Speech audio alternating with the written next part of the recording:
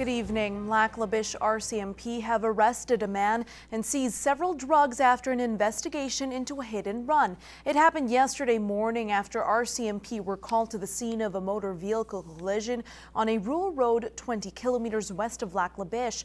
Now, police were also informed that a black Dodge truck struck the other vehicle and failed to stop. They located the vehicle a short time later and arrested 24-year-old William Ingram for impaired operation of a vehicle. RCMP then began a search and found 12 grams of crack cocaine, OxyContin, pills, and a large amount of an identified pill. Now, authorities also seized more than $5,000 in cash due to proceeds of criminal activity. Ingram's blood alcohol concentration was 130 milligrams, exceeding the legal limit of 80. Now, William Ingram is facing several charges, including impaired operation of a motor vehicle, failing to remain at the scene of the collision, and possession of a controlled substance for the purpose of trafficking. He will appear in Lacklubish Provincial Court on Monday.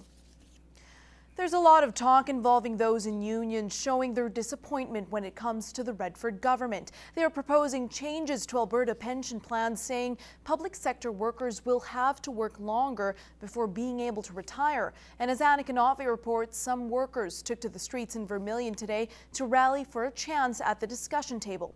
They disagree with the lack of negotiation when it comes to their pension plans. Hands off my pensions! Hands off my... It's something many of these people have worked 20 years for, a pocket of cash to live off after retirement. And now they're making these changes without consultation to the members of the pension plan as well as our coalitions. And I do have a concern with that because our pension plans aren't gold-plated. And if you're going to whack off my pension too, you put us in a very difficult position. And in a place like Vermilion or other small towns where, you know, you're dealing with the health services professionals, you're dealing with people that are working in schools, those are really vital professions.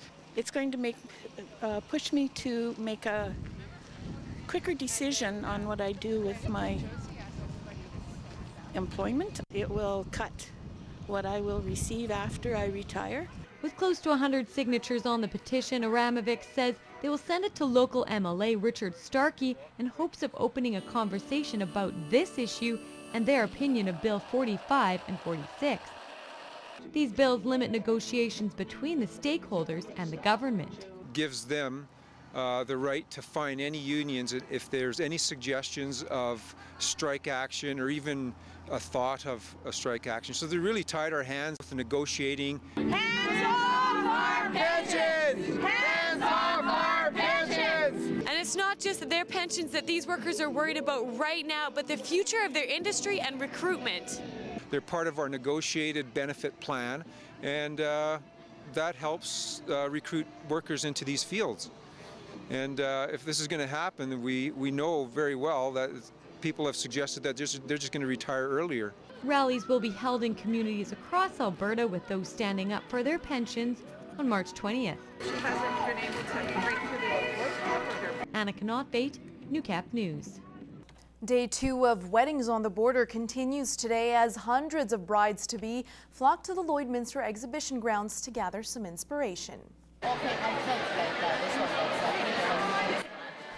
With vendors from all over Alberta and Saskatchewan, the annual event continues to grow each year. We actually had a huge increase of almost 100 brides this year over previous years. So it's definitely growing. I think Lloydminster is booming and the show definitely reflects that. There's literally dresses, food, cakes, candles, like everything you could possibly look for in a wedding, it is definitely right here. There's tons of ideas. I like it. There's so many things I never thought of. Like some of the decor that they have is really pretty. About 600 to 900 people are expected to attend. The Wedding Bells Madness ends at 7:30 tonight.